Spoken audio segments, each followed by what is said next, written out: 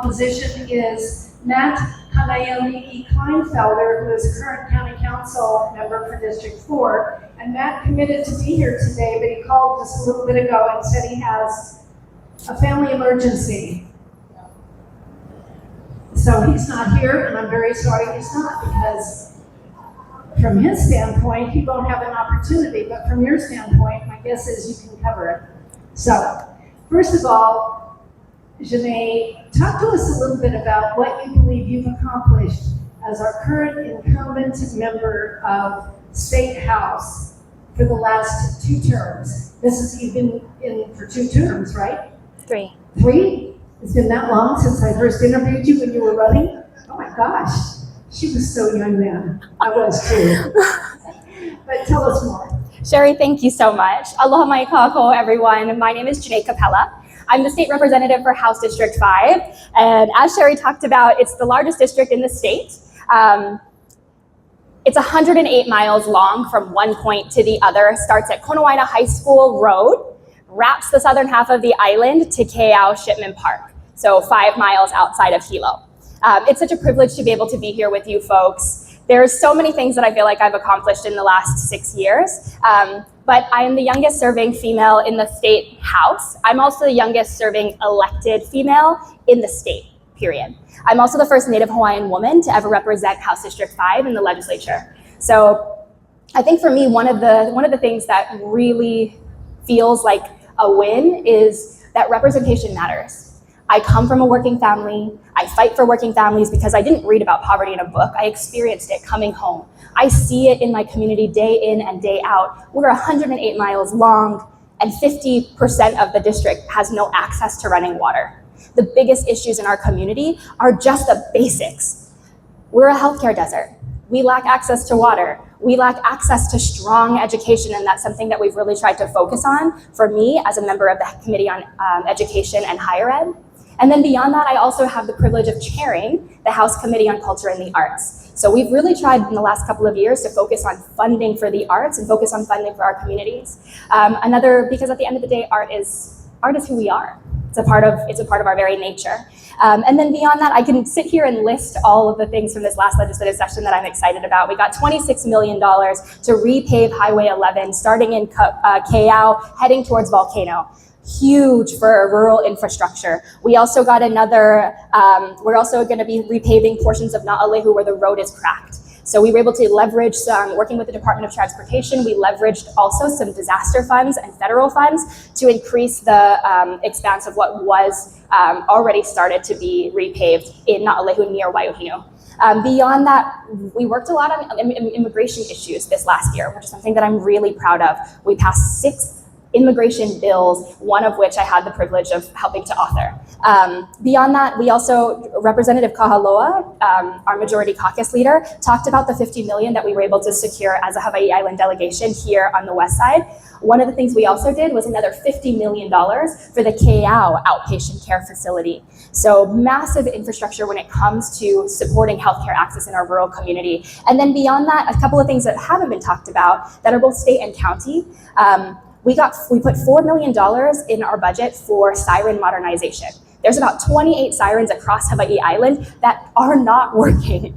And then we also got $11 million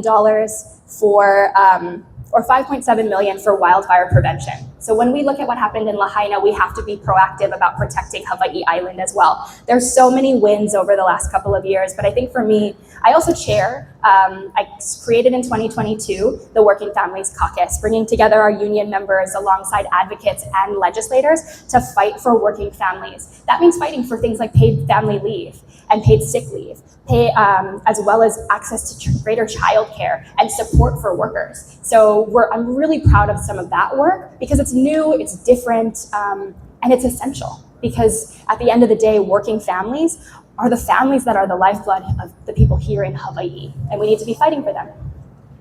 Ms. Kapela, there are 8 House reps on our island, 8 House state reps, and that's not very many when you look at the fact that I think there's like 43 from Oahu. Yet, we seem to have every single state rep from Big Island is a committee chair. And it feels like we are getting an awful lot of what we want. And I'm curious as to how you would assess that.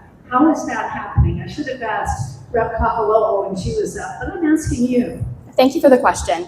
I would say, yeah, we are certainly getting a lot of what we want. We're very privileged as a delegation. The vast majority of our members of the delegation are chairs. Whether it's the Judiciary Chair, who's Representative David Tarnas, we have a member in leadership with our Majority Caucus leader. We have our Finance Chair is also from Hawai'i Island, Representative Todd from Hilo. He was instrumental in being able to create that millionaire's tax, right? Essentially, this year we taxed the rich. That's what we did. It's a 2% marginal increase on on joint filers making over $1 million a year. That's massive. And then beyond that, I think it shows that as a delegation, we're the envy. Even though there's only 8 of us, we're the envy of most people in the legislature because there's no delegation that meets every single week, brings in people from OHA, brings in county council leaders, brings in department heads, and we talk about what we need, how we need to get there, and what's our opportunity to make that happen. That's leadership. Leadership works together and it leads with aloha. You know, that's an interesting point. The fact that you all, I would have to use the words, get along, because what I personally see in the state legislature a lot of time is that the various representatives don't get along. And their goal is more, I'm not gonna let you have that, as opposed to working together. So thank you on behalf of all of us. You know, one of the questions I asked the county council members who are running in the same area is about the emergency access road from Volcano Golf Course subdivision, because I've gotten several phone calls about that. Are you aware that it's a need? And if you are aware, what are you doing about it? Mm-hmm. It's certainly a need. One of the things that we've been focusing across the district, whether it's in Miloli'i or Volcano or even Keau and Upper Puna, we need to focus on community resilience, building out digital resilience hubs based off of folks who have already been doing some of the volcano resilience after the big volcanic issues that we had a couple of years ago, like Philip Ong, working with them and building digital resilience for our Hawai'i Island delegation so that we can start to act as utilize our own social media platforms and our existing infrastructure to be able to help reach community members in times of distress and need, in times of disasters, essentially. Beyond that, we've also been working on finding new ways to leverage federal funding.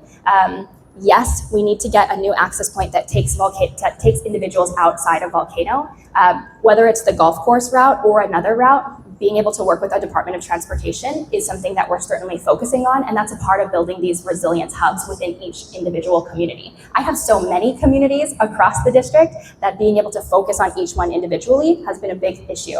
I will mention too, we've actually been very focused on, for myself in my office, we've been very focused on building an alternate access point coming out of Puna. So we got, 2 years ago, we got 1.5 million matched by another 1.5 from County Council Member Kirkwitz, who partnered with my office, and we were able to start the study through Department of Transportation to build a road that would branch Puna Mauka to Saddle.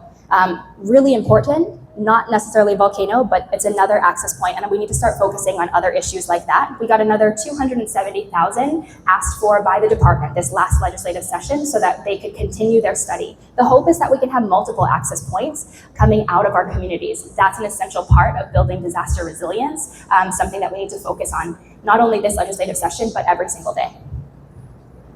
You know, you brought up the point that you got an access point for Puna. And for the first 4 years of your being part of Council or House 5, you only represented the Kona side of the island, and then redistricting created this gigantic district.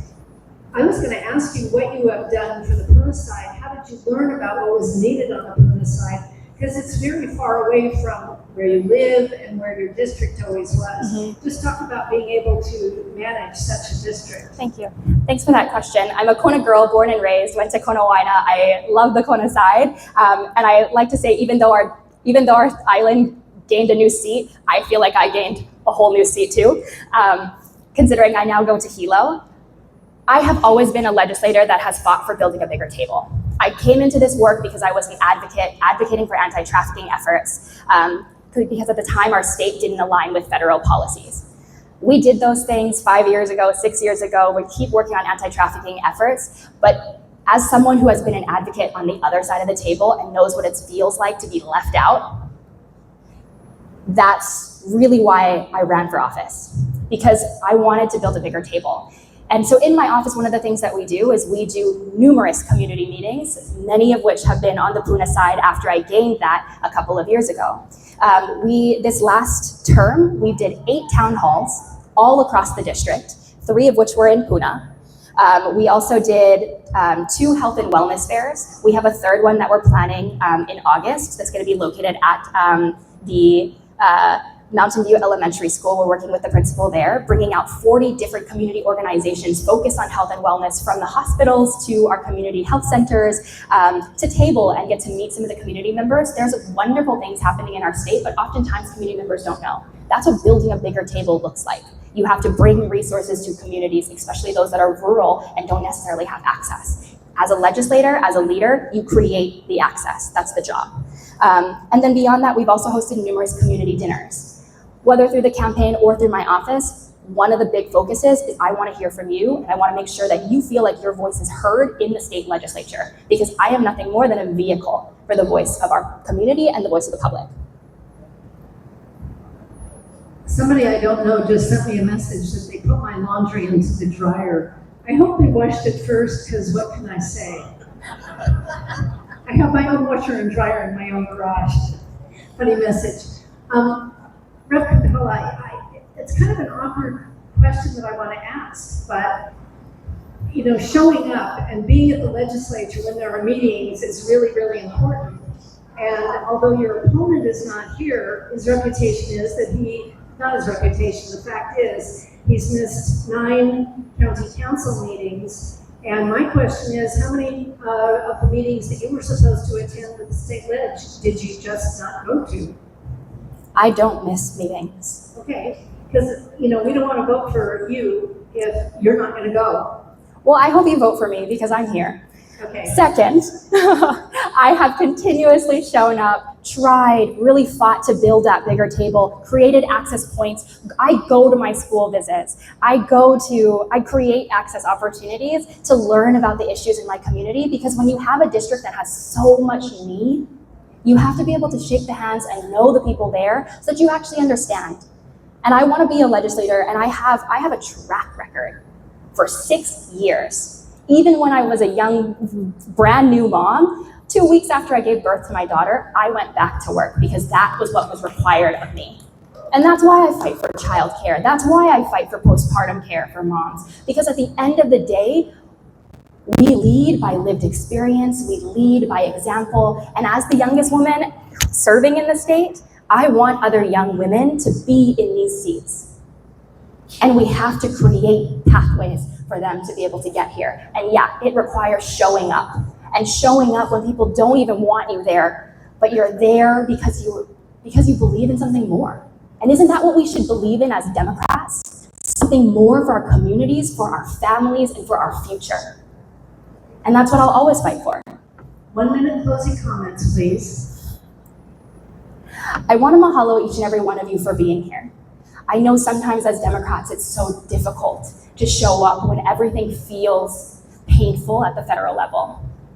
I'm proud of the work that we did this last legislative session, because it showed that Hawai'i will show up for our people, even when the federal government has no aloha to show us. And that's the kind of legislator I am, I have been, and I will always be, because we deserve better. And that's really it. Thank you very much. Let's give Rep. Jeanné Kapela a round of applause.